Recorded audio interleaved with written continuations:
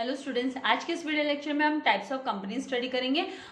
तो इसका explanation start करने से पहले मैं आपसे रिक्वेस्ट करूंगी कि अगर अभी तक आपने मेरे चैनल को सब्सक्राइब नहीं किया तो प्लीज चैनल को सब्सक्राइब कीजिए एंड चैनल लिंक अपने फ्रेंड्स के साथ शेयर करना मत भूलिएगा। वीडियो को जरूर से लाइक कीजिएगा। So types of companies on the basis of, हम इन कॉपरेशन के बेसिस पे, फिर है ना नंबर ऑफ मेंबर्स के बेसिस पे types of company, then liability of members के हिसाब से टाइप्स ऑफ कंपनी को स्टडी करेंगे, देन बेसिस ऑफ कंट्रोल कौन कौन से टाइप्स ऑफ कंट्री को कंपनीज को लेकर एंड अदर टाइप्स। तो यहाँ पर on the basis of incorporation जब हम चार्ट को स्टडी करते हैं तो on the basis of incorporation statutory company होती है एंड रजिस्टर्ड कंपनी होती है, दो टाइप्स की कंपनी होती है। And on the basis of number of members जब हम बात करते हैं तो private company, public company and one person company है, one person company, private company and public company. And on the basis of जब हम बात करते हैं लायबिलिटी के बेसिस पे मेंबर्स की, तो कंपनी लिमिटेड बाय शेयर्स के द्वारा मतलब लिमिटेशंस लगाई हुई company, then company limited by guarantee and unlimited liability company, जिस कंपनी की लायबिलिटीज अनलिमिटेड होती है वो company. Now on the basis of control मतलब होल्डिंग के हिसाब से, तो होल्डिंग कंपनी मतलब on the basis of control holding company होती है एक, और एक होती है सब्सिडियरी कंपनी, उसकी जो सहायक कंपनियां जिसे हम बोलते हैं तो सहायक कंपनीज। नाउ अदर टाइप्स की जब हम बात करते हैं तो इसके अंडर में आ जाता है government company.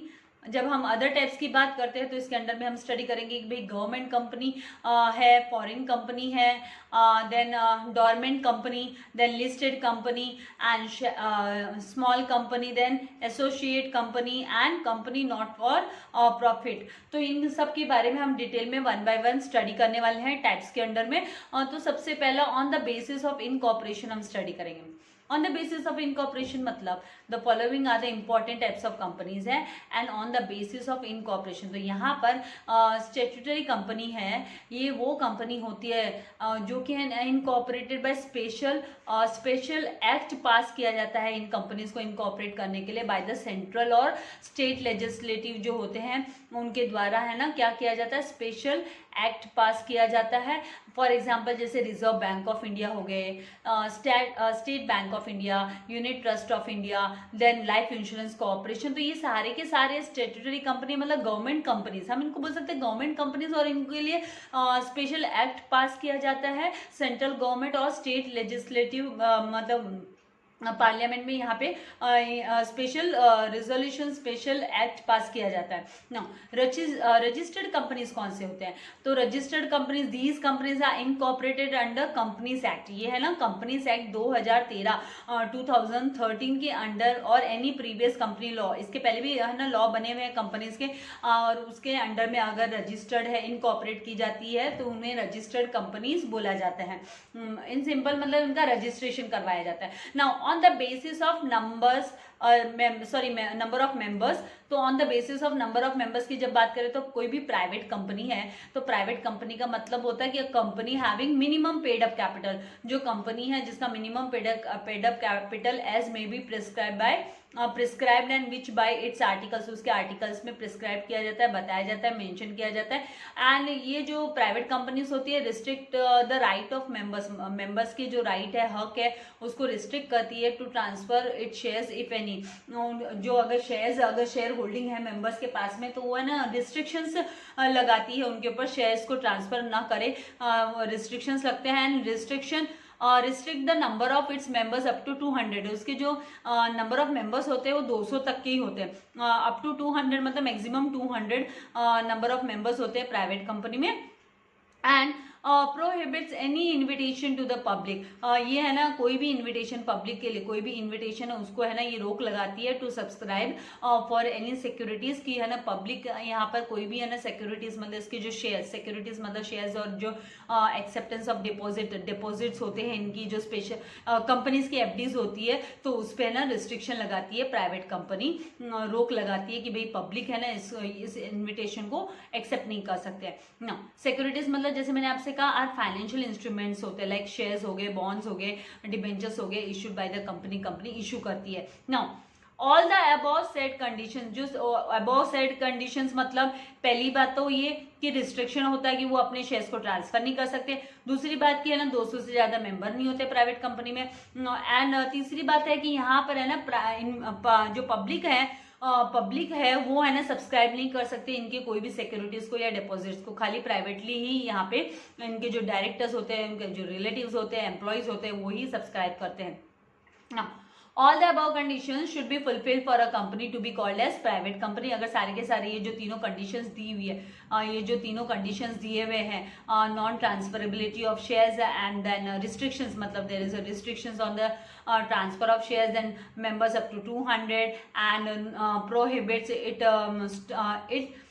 restricts the public to subscribe its shares and securities। तो ये तीनों जब फुलफिल करती है कोई कंपनी तो उस कंपनी को हम प्राइवेट कंपनी कहते हैं। So if any one of the condition is not fulfilled, अगर इनमें से कोई भी एक कंडीशन फुलफिल नहीं हुई है, then it shall be considered as a public company. तो फिर उसको क्या बोला जाता है? पब्लिक कंपनी बोला जाता है। Now it must add the words, अभी ये कंपनीज के आगे ना क्या वर्ड ऐड करना पड़ता है? Private limited at the end of its name. उसके नाम के आगे है ना एट द एंड, नाम के अंत में है ना इन्हें प्राइवेट लिमिटेड करके मेंशन करना पड़ता है प्राइवेट कंपनी को।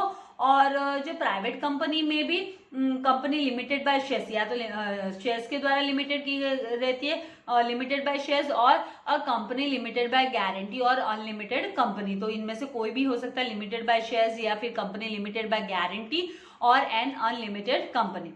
नाउ सेकेंड है यहाँ पर पब्लिक कंपनी। पब्लिक कंपनी की बात करते हैं तो according to the section 2 sub section 71, इसको सब सेक्शन बोला जाता है 71, public company means a company which is not private company. सीधी सी बात की जो प्राइवेट कंपनी नहीं है वो पब्लिक कंपनी है, और जो पब्लिक कंपनी नहीं है वो प्राइवेट कंपनी है। अब public company has no restriction on transfer of its shares. Public company के है ना शेयर्स पे कोई रिस्ट्रिक्शन नहीं है, उसके ट्रांसफर पे, शेयर्स के ट्रांसफर पे कोई रिस्ट्रिक्शन नहीं है।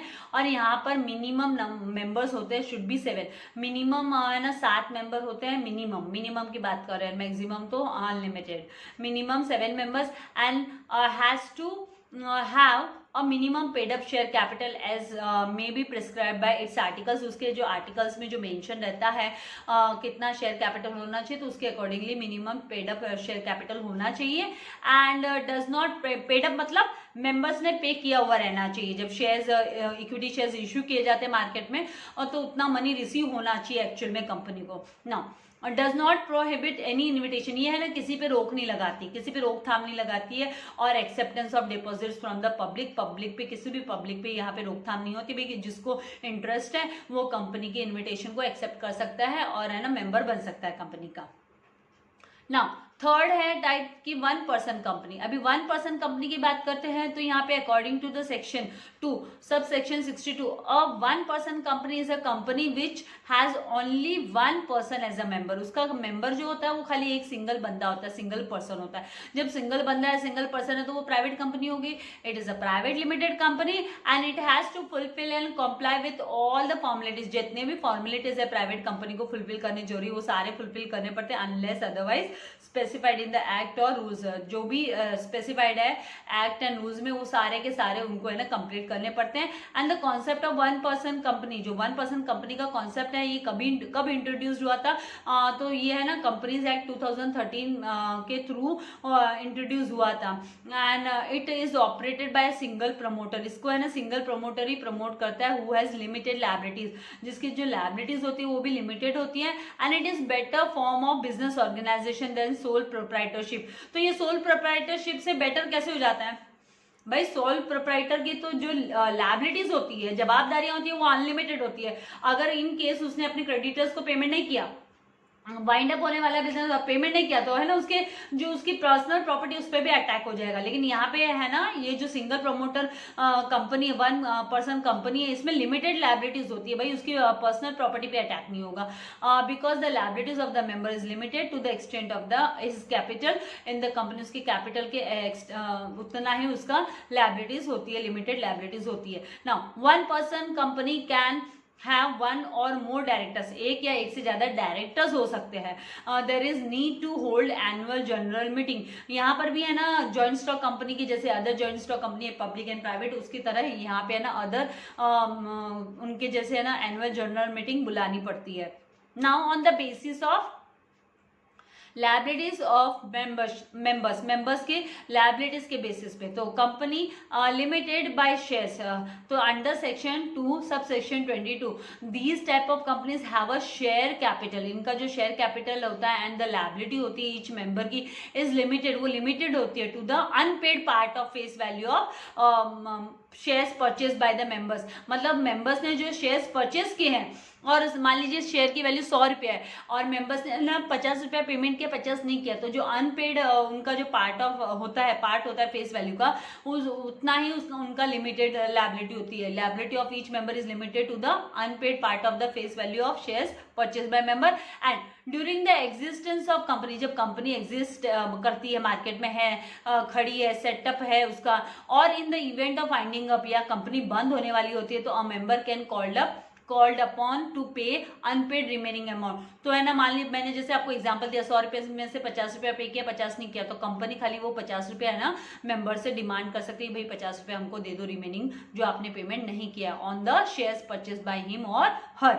Now a company limited by share में भी पब्लिक कंपनी और प्राइवेट, ये पब्लिक और प्राइवेट दोनों में से कोई भी हो सकती है and these are the most popular types of company, most popular types of companies हैं जहां पर limited company limited by shares, ये मोस्ट पॉपुलर कंपनीज हैं। Now second company limited by guarantee. अभी लिमिटेड बाय गारंटी का मतलब क्या है, तो under section 2 sub section 21 these types of companies may और may not have a share capital, इनका शेयर कैपिटल हो भी सकता है और ना भी हो सकता है। Each member promises to pay a fix sum of money, हर एक जो बंदा होता है, जो मेंबर होता है, वो प्रॉमिस करता है कि वो कुछ तो amount, certain amount, fixed amount वो पेमेंट करेगा, स्पेसिफाइड इन द मेमोरेंडम, जितना मेमोरेंडम में उनका स्पेसिफाई रहता है, in the event of liquidation of the company, जब कंपनी बंद होने वाली रहती है, for the payment of the debts, कि भाई उनके जितने भी है ना डेप्स, मतलब जैसे क्रेडिटर्स को पेमेंट करना है, बिल्स पेबल का पेमेंट करना है और अदर जो लायबिलिटीज है, लोन वगैरह है, तो वो पेमेंट करना है, तो उसके लिए है ना वो बाधित होते हैं। वो प्रॉमिस करते हैं कि भाई हम है ना फिक्स्ड अमाउंट उतना हम मेमोरेंडम में जो मेंशन रहेगा उतना वो लोग को देना होता है। Generally such companies are not profit making companies, तो मतलब ये जनरली ये वाली कौन सी टाइप की कंपनी होती है, क्योंकि यहाँ पे कोई कैपिटल नहीं लाना पड़ता है, तो ये नॉट फॉर प्रॉफिट कंपनीज होती है। नॉट फॉर प्रॉफिट कंपनीज हम बोल सकते हैं because they are formed for the purpose of promotion, क्योंकि ये किस लिए फॉर्म की जाती है, तो ये है ना वेलफेयर के लिए, पब्लिक वेलफेयर के लिए, प्रमोशन के लिए, आर्ट को प्रमोट करने के लिए, साइंस, कल्चर, चैरिटी, स्पोर्ट्स और सम अदर सिमिलर पर्पज के लिए है ना ये कंपनी सेटअप होती है। नाउ थर्ड है अनलिमिटेड लायबिलिटी कंपनी, तो अंडर सेक्शन 2 सब सेक्शन 92 यहाँ पर a company not having any limit on the liability of its members, उसके मेंबर्स के लायबिलिटीज पे कोई लिमिट नहीं होती है, मतलब अनलिमिटेड लायबिलिटीज हो गई, in is termed as a unlimited company and the members are fully liable to cover the bad debts of the company. Members को है ना जो भी कंपनी का जो डेप्ट्स होता है, डेप्ट्स मतलब जो भी उधार का कंपनी ने उधार लिया है या क्रेडिटर्स का पेमेंट नहीं किया, तो वो इस सब चीज के लिए वो बाधित होते हैं, मेंबर्स को पेमेंट करना पड़ता है। So the unlimited company can be either private और अ पब्लिक कंपनी, और 1 पर्सन प्राइवेट कंपनी भी हो सकती है। नाउ नेक्स्ट है on the basis of control. जब हम कंट्रोल की बात कर रहे हैं तो holding company and subsidiary company, तो होल्डिंग कंपनी जो हेड होती है वो कंट्रोल रखेगी, तो holding company is a company which holds more than 1/2 of the total share capital. 1/2 से ज्यादा मतलब आधे से ज्यादा शेयर कैपिटल के पर उनकी होल्डिंग होती है ऑफ अनदर कंपनी, दूसरे कंपनी के शेयर कैपिटल पे, और हैज पावर टू अपॉइंट, और या फिर उनके पास है ना पावर होता है, उतना उनके पास अटॉर्नी होती है कि वो है ना अपॉइंट कर सके या रिमूव कर सके ऑल और मेजॉरिटी ऑफ उसके जो डायरेक्टर्स है ऑफ अनदर कंपनी, दूसरी कंपनी के जो डायरेक्टर्स है। मतलब यहाँ पे है ना होल्डिंग कंपनी वो होगी जो दूसरी कंपनी का आधे से ज्यादा शेयर कैपिटल है ना कैप्चर कर सके, ठीक है। और तो उसके पास ये पावर भी होंगे, स्पेशल पावर्स होते कि भाई वो अपॉइंट करना चाहे तो अपॉइंट कर सकते, किसी को निकालना हो तो निकाल सकते, मेजॉरिटी ऑफ डायरेक्टर्स को वो कंपनी के अनदर कंपनी के डायरेक्टर्स को रिमूव करने की ताकत रखती है। नाउ सब्सिडरी कंपनी कौन सी होती है, तो अ company which is not just opposite of holding company, sorry not is just subsidiary company is just the opposite of holding company and it is a company which is controlled by holding company. इसे कौन control करता है, तो इसे holding company control करती है। Such control is possible because the holding company purchases more than half, आधे से ज्यादा का जो कंपनी का शेयर कैपिटल है वो है ना, सब्सिडरी कंपनी का, वो उसकी होल्डिंग वो कैप्चर कर लेती है होल्डिंग कंपनी। तो और has a powers to appoint और रिमूव ऑल और मेजॉरिटी ऑफ डायरेक्टर्स। तो इस तरीके से ये basis of holding, on the basis of control, holding company and subsidiary company. Now last जो है वो है यहाँ पर अदर कंपनी। तो अदर कंपनीज की जब हम बात करें तो इसमें आती है गवर्नमेंट कंपनी। तो section 2 under section 45 government company means क्या, any company in which not less than 51% of the paid up share capital is held by, तो मतलब कम से कम है ना 51% की होल्डिंग तो है ना गवर्नमेंट के हाथ में होती है। कम से कम 51% की द सेंट्रल गवर्नमेंट के हाथ में होगी, नहीं तो स्टेट और गवर्नमेंट्स के हाथ में होगी, या फिर पार्टली सेंट्रल गवर्नमेंट के पास होगी, पार्टली स्टेट गवर्नमेंट के पास भी हो सकती है। Then subsidiary company of government company, तो गवर्नमेंट कंपनी की सब्सिडरी कंपनी हो सकती है। Then government company may be a private company और अ पब्लिक कंपनी, वो प्राइवेट भी हो सकती है और पब्लिक कंपनी भी हो सकती है। नाउ यहाँ पर it is a company registered and incorporated under Companies Act 2013. For example जैसे हम Hindustan machine tools limited, steel authority of India limited, तो ये है ना क्या है, public as well as private, जिसे सेल भी बोला जाता है शेयर मार्केट में। Bharat heavy electric limited, BHEL, then coal India limited, then oil natural gas corporation limited. तो ये सारे के सारे जो है इट मे बी प्राइवेट और पब्लिक, तो ये जो है ना पब्लिक प्राइवेट कंपनीज में can be registered, it can be registered under the Companies act 2013। तो अंडर द कंपनीज एक्ट 2013 ये सारे के सारे प्राइवेट कंपनीज है, जो कि यहाँ पे गवर्नमेंट की होल्डिंग, इसमें गवर्नमेंट की जो होल्डिंग है वो 51% की होती है।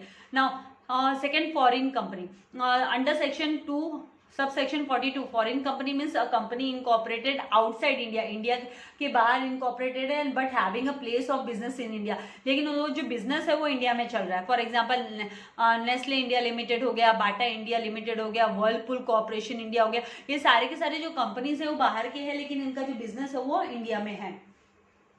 नाउ डोरमेंट कंपनी कौन सी होती है, तो डोरमेंट कंपनी की बात करें तो if company is registered for future project के लिए जिसे रजिस्टर किया जाता है और has not made any significant accounting transactions in last 2 years, या फिर है ना पिछले 2 साल से कोई भी उन्होंने अकाउंटिंग ट्रांजेक्शन उन्होंने किया ही नहीं है, और has not filled financial statements, और उन्होंने sorry filed not filled filed, उन्होंने कोई भी फाइनेंशियल स्टेटमेंट फाइल नहीं किया या एनुअल रिटर्न्स उन्होंने नहीं पे किया लास्ट 2 years तक, after making application under section 455 can be called as dormant company. तो उसे डोरमेंट कंपनी कहा जाता है।